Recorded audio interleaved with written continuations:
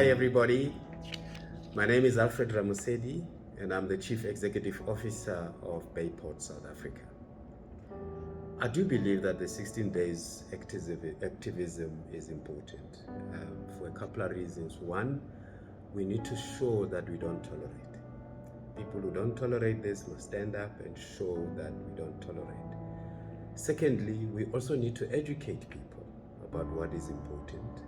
And thirdly, we need to highlight the scourge of GBV in South Africa. Definitely, I think it is important as it educates women and children with the tools and expertise to understand the root cause of violence. The campaign really aims to raise awareness of the negative impact that the violence and abuse have on our women and children, and to get rid of the violence in our communities entirely.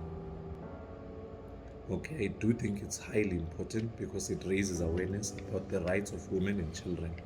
And in a society like ours, where gender-based violence is on an increase, we definitely need to have a discussion and activism around this issue.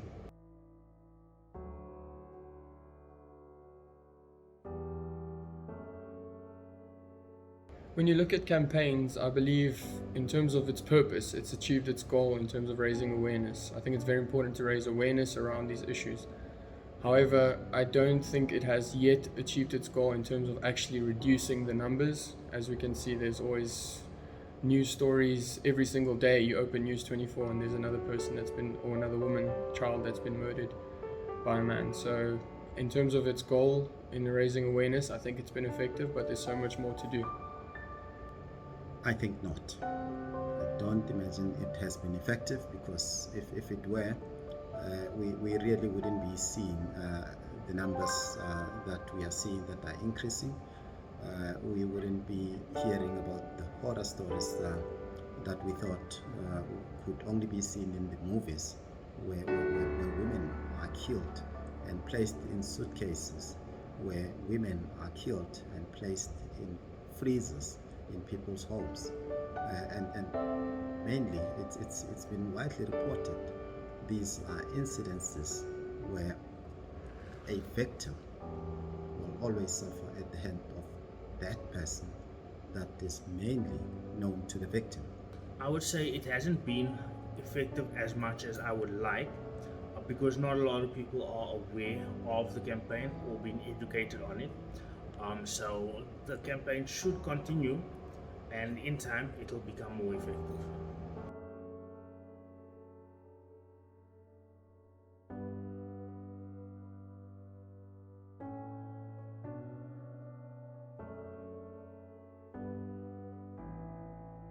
All right, so the stats are really shocking. I mean, if we've looked at it, and one of the many reasons for that is because we have lack of resources. When you try and call to report a crime, you find that the lines are not working. If the lines are working, you find that there's no vehicle to attend to the case. So in actual fact, at the end of the day, we are left to fend for ourselves. The other reason is that when you go to the police station to report the matter, no one is willing to take their statement. So at the end of the day, people need to fend for themselves. The government needs to really come into play to assist with this matter, because it has gone out of hand. Okay, I feel like our police force, I don't know if I'm putting a blame on people, but now I feel like they're not doing the right work. They're not doing the job. They're not getting things done. Because now, if the crime, this number is increasing, what are they doing? Because they should be like on the streets, making sure that they are protected. Our ladies are protected. Because now we can't say they should stay at home and not go to work. You understand? We need our police force to make sure that they protect our women. They're always on the streets. You understand?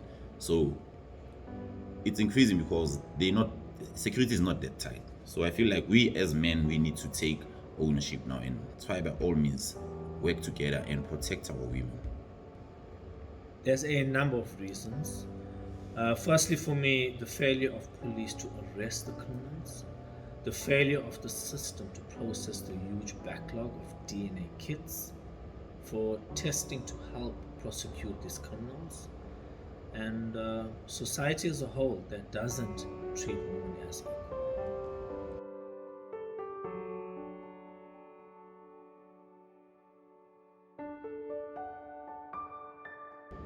I think as a country as a whole, we can improve our arrest rates and our conviction rates significantly, as well as how often you open the news or News 24 and something like that, and you read about a person that's been murdered after the perpetrator has been arrested because they were released.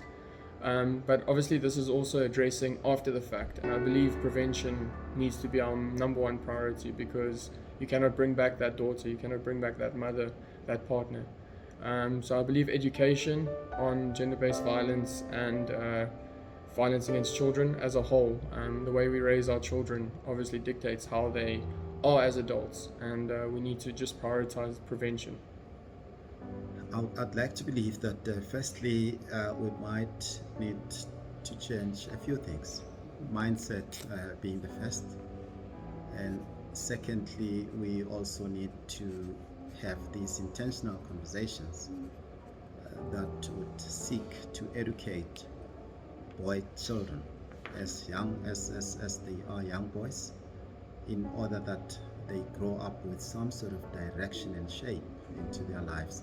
So outside of these DMCs, as others would call them, deep meaningful conversations, we might not get this right in 10, 20 years to come. So let's start having these conversations. Let's take these teachable moments and address these issues with these young boys as young as they are, and not wait for later and look at what may have gone wrong. I think we need to give our men a safe space for them to express themselves. I also think that men also need to be given awareness on the rights of women and children, so that they know that we are living in an equal, fair and equitable society. Also, companies need to do more to ensure that they have a zero tolerance approach to GBV, because not all crimes happen outside of the workplace, but they do happen within the workplace. So we need to protect our women in every possible space where we are working or living with them. And lastly, our children also need to be protected by making sure that their rights are highlighted, put into an important position in society and in the constitution, and to make sure that we educate our parents on the rights of children.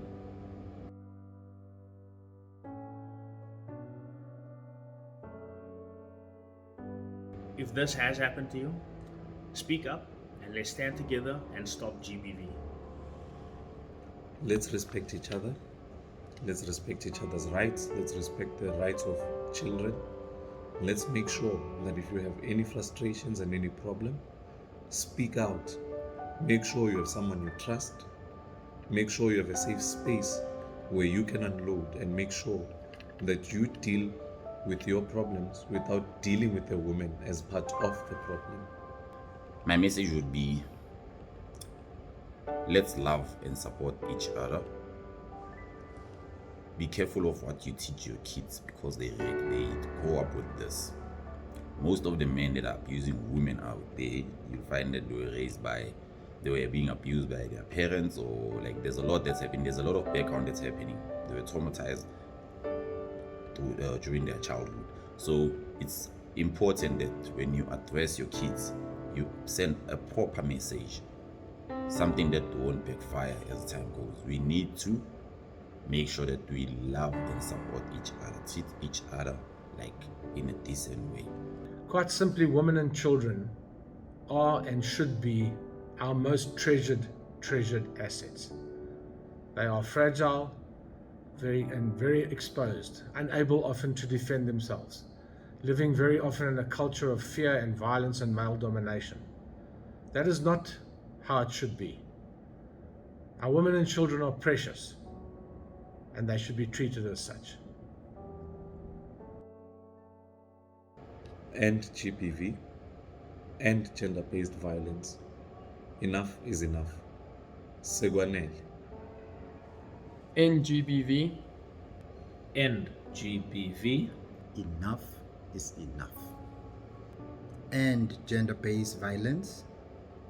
So we must end gender-based violence now. Tshwantse re qete nthwena, re emise, e fele, ha re batle. We don't tolerate it, we don't like it. Enough is enough. Enough is enough.